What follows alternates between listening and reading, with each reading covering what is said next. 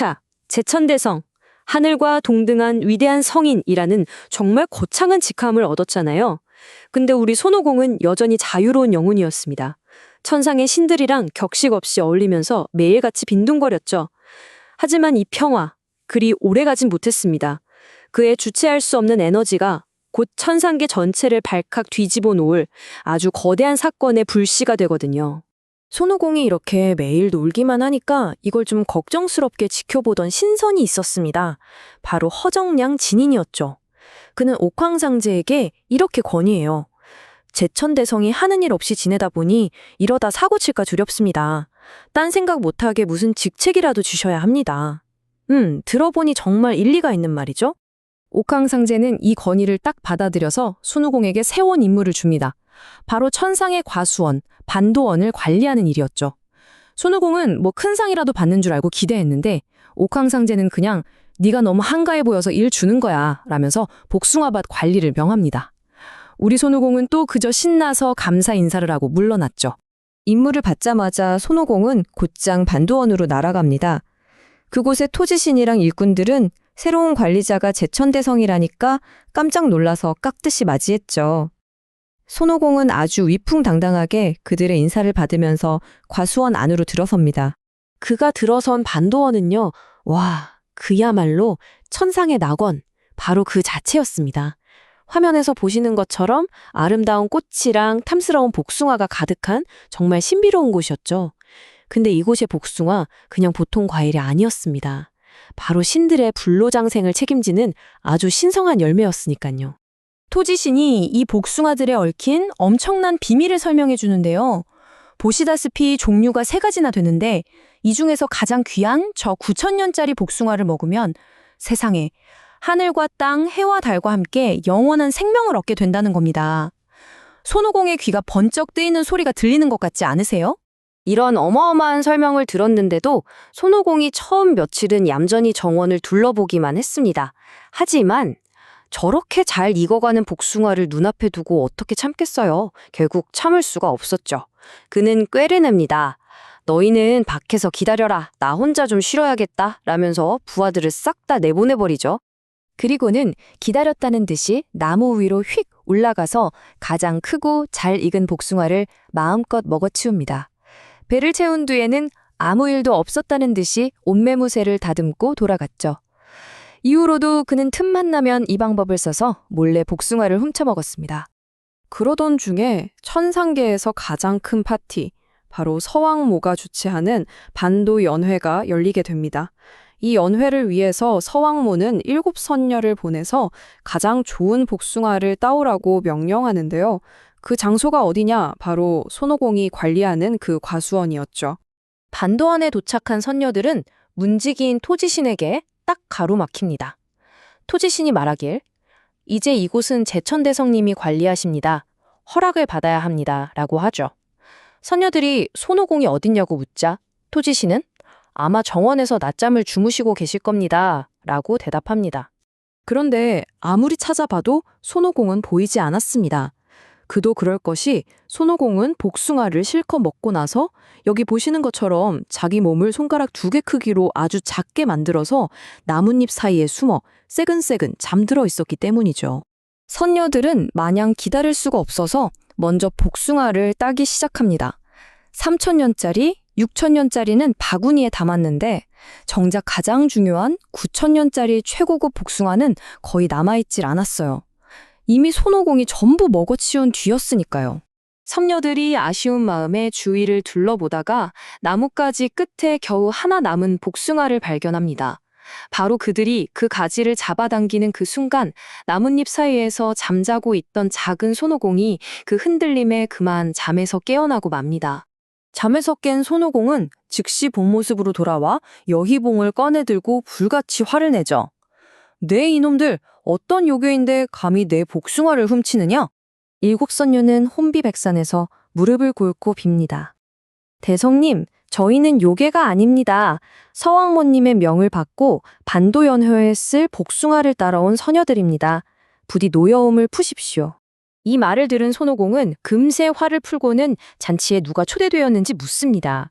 선녀들이 줄줄이 읊는데 서방의 부처님부터 시작해서 천상계의 내로라 하는 신들은 모두 참석하는 그야말로 우주적인 VIP 파티라고 설명하죠. 손오공이 씩 웃으면서 묻습니다. 그래서 나도 초대받았나? 선녀들은 당황하며 그런 말씀은 듣지 못했습니다. 라고 대답하죠. 제천대성인 자신을 빼놓았다는 사실에 손오공의 심기가 다시 불편해지기 시작합니다. 손오공은 내가 직접 가서 확인해봐야겠다 면서 선녀들을 향해 주문을 외웁니다. 멈춰라! 멈춰라! 멈춰라! 그러자 7선녀는 그 자리에서 그대로 얼어붙고 말았죠. 손오공은 연회장으로 가던 중 마주친 적각대선이라는 신선을 속이기로 합니다. 그는 옥황상제의 사신인 척하며 오늘 연회 절차가 바뀌었습니다. 통명전으로 먼저 가셔야 합니다. 라고 거짓말을 하죠. 순진한 적각대선은 이 말을 그대로 믿고 곧장 다른 곳으로 향합니다. 그 사이 손오공은 적각대선의 모습으로 변신해 연회장으로 잠입합니다. 그곳에는 용의 간, 봉황의 골수 같은 온갖 귀한 음식들이 화려하게 차려져 있었지만 아직 아무도 도착하지 않은 상태였죠. 음식을 훑어보던 손오공의 코를 찌르는 술 향기를 발견합니다. 하지만 술을 빚는 신선들이 지키고 있었죠. 그는 또다시 꾀를 냅니다. 자신의 털을 뽑아서 조름벌레로 변신시킨 뒤 일꾼들에게 날려보내 모두를 쿨쿨 잠재워버립니다. 이제 방해꾼이 사라지자 손오공은 온갖 귀한 음식과 신선들의 술을 마음껏 먹고 마십니다. 결국 거나하게 취한 그는 자기 집으로 돌아가려다 비틀거리며 길을 잘못 들고 마는데요. 그가 도착한 곳은 자신의 집이 아니라 태상노군의 거처인 도솔천궁이었습니다. 도솔궁에 들어선 손오공은 마침 태상노군이 자리를 비운 것을 발견합니다. 그리고 그의 단약 제조실에서 불로장생의 효능이 담긴 궁극의 금단이 든 호리병 5개를 발견하죠. 그는 이 귀한 금단을 마치 볶은 콩을 먹듯이 전부 입에 털어 넣어버립니다. 금단을 먹자 술이 확 깬 손오공은 그제야 정신을 차립니다. 그리고 자신이 저지른 일이 얼마나 엄청난지 깨닫죠. 이건 정말 큰일 났다. 옥황상제가 알면 내 목숨이 위험해. 차라리 하계로 도망가서 왕노릇하는 게 낫겠다. 그는 곧바로 천궁을 빠져나와 황가산으로 도망칩니다. 손오공이 도망치자마자 천궁은 발칵 뒤집힙니다. 주문에서 풀려난 7선녀, 술을 도둑맞은 연회 담당자, 그리고 금단을 모두 잃어버린 태상노군까지 모두가 옥황상제에게 달려와 피해를 보고했죠. 모든 소동의 범인이 손오공이라는 사실이 명백해집니다. 경로한 옥황상제는 마침내 절단을 내립니다. 4대 천왕과 나타태자를 비롯한 천상의 모든 정예 병력 총 10만 천군을 동원해서 화과산에 포위하고 반역자 손오공을 반드시 잡아오라고 명령하죠. 그 명령에 따라 하늘을 뒤덮은 천군이 화과산으로 내려옵니다. 깃발이 나부끼고 창칼이 번뜩이는 그야말로 하늘과 땅을 뒤흔드는 거대한 군대였죠. 손오공 한 명을 잡기 위해서 천상계의 모든 전력이 총출동한 겁니다. 천군이 산을 포위했지만 동굴 안의 손오공은 아주 태평했습니다. 부하 요괴들과 훔쳐온 술을 마시면서 오늘 술이 있으면 오늘 취하면 그만이다 라면서 신경도 쓰지 않았죠. 천군이 문을 부수고 쳐들어오기 전까지는요. 마침내 분노한 손오공이 여의봉을 들고 밖으로 나섭니다.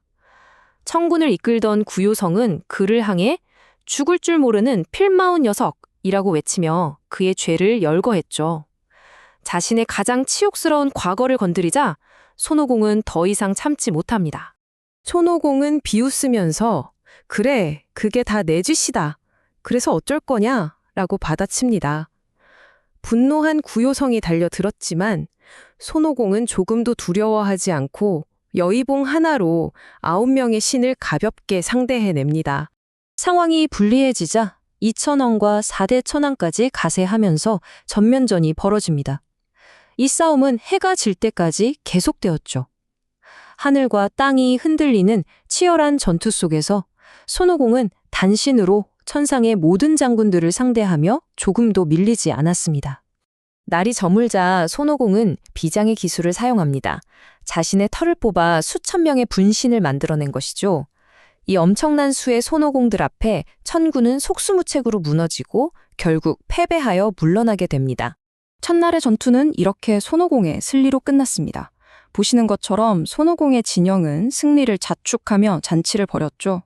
반면 패배한 천군은 산을 포위한 채 전열을 가다듬으며 다음 날의 총공세를 준비하고 있었습니다. 팽팽한 긴장감 속에서 하룻밤이 지나갑니다. 손오공은 훔친 복숭아와 금단으로 불멸에 가까운 힘을 얻고 10만 천군과의 첫 전투에서도 승리하며 자신의 힘을 제대로 증명했습니다.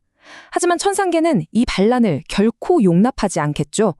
과연 날이 샌 뒤 이 통제불능의 원숭이 왕에게는 어떤 처분이 내려질까요? 그 뒤 이야기는 다음 편에서 확인하시죠.